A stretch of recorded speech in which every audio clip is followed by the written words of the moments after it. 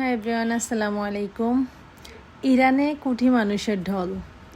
নেতা হলে এরকমই হওয়ার, যে নাকি সারা গোটা পৃথিবীর মানুষ এবং কি দেশের মানুষ কান্না করবে, বাঘের মতন করে বাঁচার মতো বাঁচবে, বিড়ালের মতন আর কুকুরের মতো না।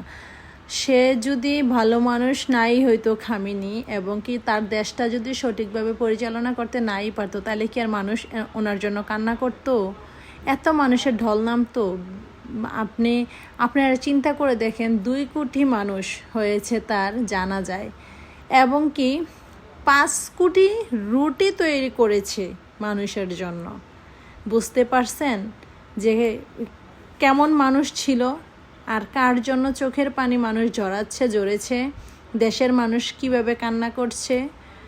তো আমাদের দেশের দিকেও তাকান, আমাদের দেশের মন্ত্রী ম্যাজিস্ট্রেটদেরকে বা দেশ পরিচালনা যারা করে তাদেরকে মানুষ গালির উপরে রাখে।